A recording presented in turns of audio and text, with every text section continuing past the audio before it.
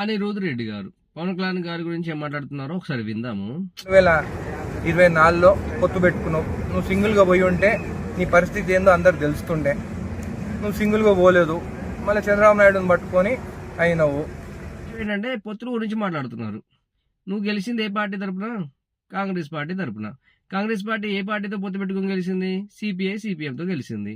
So నువ్వేమైనా ఇండిపెండెంట్గా గెలిచినావా? అసలు నువ్వు ఎవరో తెలుసు కాంగ్రెస్ పార్టీ తరపున గెలవకపోతే. నువ్వు ఇండిపెండెంట్గా పోటీ చేసి ఒక్కడే పోటీ చేసి గెలిచి ఈ ముచ్చట్లో చెప్తే జనాలు బాగా వింటారు. కానీ నువ్వు గెలిచిందే కాంగ్రెస్ పార్టీ తరపున, మళ్ళీ అది కూడా పొత్తులో ఉండే. మళ్ళీ పోనీ నువ్వు పోటీ చేసిన పార్టీ ఏమన్నా సింగిల్గా పోటీ చేసే పార్టీయా? బీహార్లో ఎవరితో పోటీ చేసింది? మహాగఠబంధన్ అనే ఒక కూటమి ఉంది, తెలుసా నీకు? తెలీదేమో. మీ రాహుల్ గాంధీ దాన్ని లీడ్ చేస్తున్నారు. తెలీదా? తెలియకపోవచ్చు, తెలుసుకో కొంచెం. సో మనము పొత్తుల గురించి మాట్లాడే నైతికత మన పార్టీ మనకు లేదు ఫస్ట్. ఎందుకంటే మనం గెలిచిన పార్టీ ఈ ఎన్ని పొత్తులు పెట్టుకుంది, ఎంతమందితో పెట్టుకుంది, మనకి పక్క రాష్ట్రం మీద ఒక పార్టీ మీద ఇంట్రెస్ట్ ఉండొచ్చు. ఎందుకంటే మీరు అనిరుద్ రెడ్డి గారు కదా. మీ బిజినెస్ కోసమే హైదరాబాద్, కానీ తెలంగాణ వాళ్ళ కళ్ళు మాత్రము మేము నరదృష్టి పెడతామని చెప్పి మాట్లాడేది మాత్రం కరెక్ట్ కాదు. మీరు క్షమాపణ చెప్పాల్సిందే. లేకుంటే హైదరాబాద్ ఎందుకు ఆస్తులు కొనుక్కుంటున్నావు? ఇప్పుడే కొనుక్కుంటున్నావు కదా. సో అనిరుద్ రెడ్డి గారు మీకు తెలుసుకోవాల్సిన విషయం ఏంటంటే, పవన్ కళ్యాణ్ గారు అన్నది వేరు.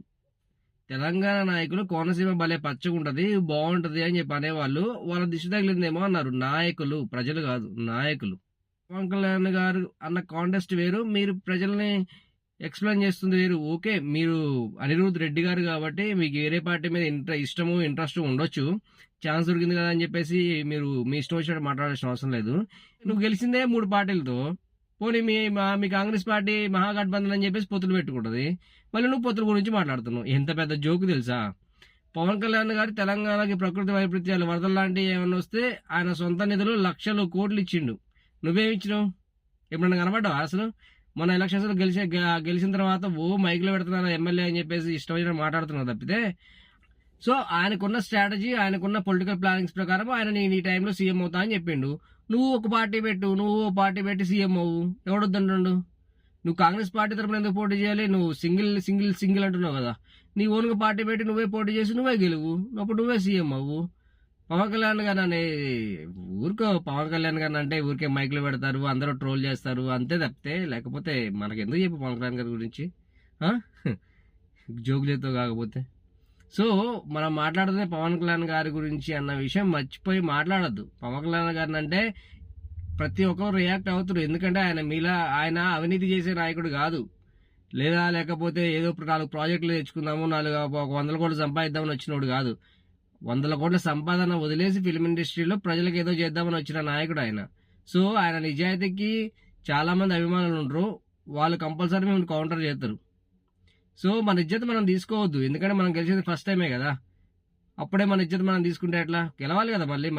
మళ్ళీ గెలవాలి అంటే ఎవరన్నా ఏది పడితే అది మాట్లాడితే గెలవరు. తెలంగాణ ప్రజల్ని పవన్ కళ్యాణ్ గారు ఎప్పుడూ అనరు. తెలంగాణ ప్రజలకు కష్టం వస్తే ఆయన ముందుండి ఆయన పర్సనల్ డబ్బులు వరదలు వచ్చినా ఏమొచ్చినా ఎన్నోసార్లు ఎన్నో లక్షలు ఇచ్చిండు ఆయన.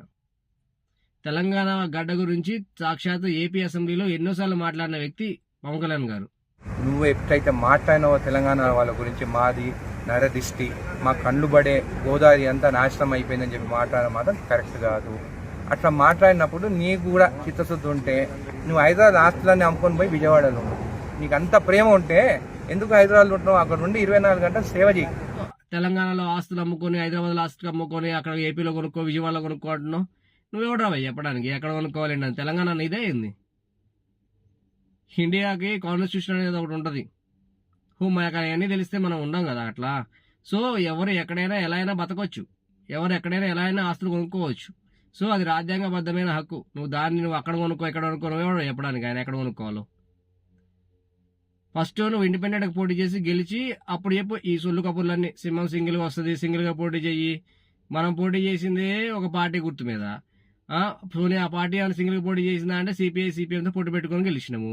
సో పోనీ ఒకవేళ నేషనల్ పార్టీ కదా, నేషనల్ వైజ్ ఇండివిజువల్ పోటీ చేస్తామంటే అక్కడ మహాగఠబంధన్ అని చెప్పేసి ఒక గ్రూప్ పెట్టుకొని ఆ గ్రూపు చిల్లా చితకలు ఒక గ్రూప్కి సంబంధం లేకుండా, ఒకటి సంబంధం లేకుండా ఒక రాష్ట్రంలో కలిసి పోటీ చేస్తారు, ఒక రాష్ట్రంలో కలిసే ఉంటామని చెప్తారు, ఒక రాష్ట్రంలో మళ్ళీ ఎవడికాడు పోటీ చేస్తాడు.